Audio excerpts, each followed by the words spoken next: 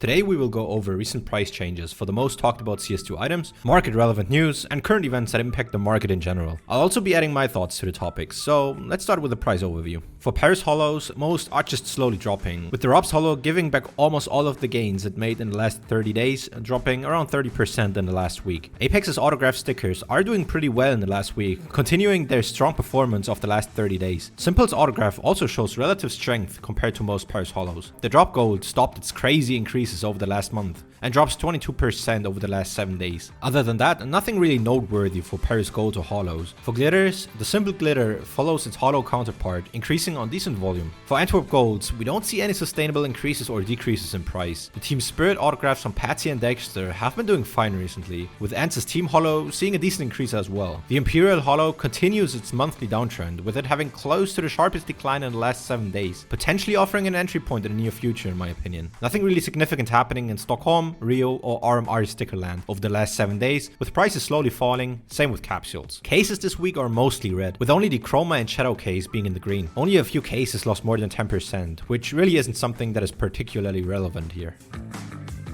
Some of you probably heard about the recent news of some guy in Austria getting back his 14,000 euros that he spent on case openings. He took Valve to court and actually won, which means they have to pay him back the entirety of the money. The basis of that case was that opening cases were found to be illegal gambling under Austrian law, and with Valve not owning any kind of gambling license in Austria, they lost the case. The verdict, however, is not yet legally binding, meaning Valve can appeal, but experts say that wouldn't do much. Interesting is that the judge was actually knowledgeable about Counter-Strike from his own experience, so he might be a gambling investor. Just like us, investor, yeah. Experts say this verdict could be very impactful for the future of loot boxes in its entirety in Austria. How Valve reacts will have to be seen, but I'm thinking some kind of change will have to be implemented here. Regarding the impacts for Germany, there's been committee meetings about game monetization, especially looking at the interfaces between gambling and gaming. While this committee, staffed with experts from the industry, was focused on the safety for kids and teens, it's not unlikely results of their discussion will impact the general loot box market in Germany as well.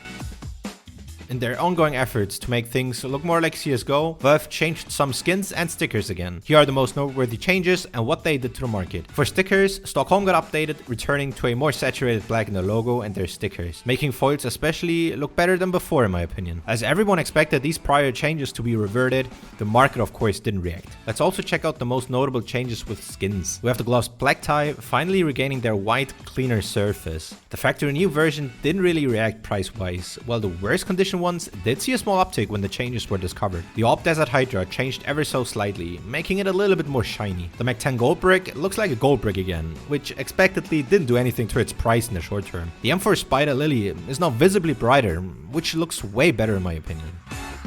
It was also found that Valve continues to work on visual upgrades for Train, so here's even more confirmation. We will very likely see that sometime in the future, maybe even as a competitive map. Earlier this year, we had already seen a trailer for the map. Now, what could that mean for the souvenir packages market specifically? As expected, the older souvenir packages didn't really move. For other maps packages that could be replaced in a competitive map pool, nothing out of the ordinary happened either. Looking at Dust 2 packages specifically that have been skipped for Paris, and very likely at least for Copenhagen as well, there might be opportunity for older Dust 2 packages from Antwerp or Stockholm for example. Now please give me a few seconds to shout out my partner GamerPay.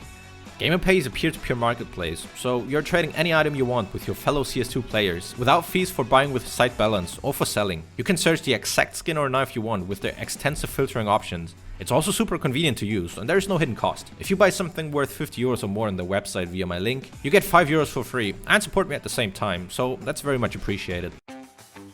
We also received news for the teams that were directly invited to the Copenhagen major RMRs to compete for a spot at the major. After updating the regional major rankings, we also now know the teams that compete in the close qualifiers. Liquid missing that they will have to compete in the NA open qualifiers first. I'm very interested what Falcons can bring to the table with their new formed roster of Boros, Magisk and the previous Ents core. Their stickers would also look pretty sick I think, and will add to the green options after the Paris hiatus. We'll talk about the RMRs and the close qualifiers in detail in another video, so stay tuned for that.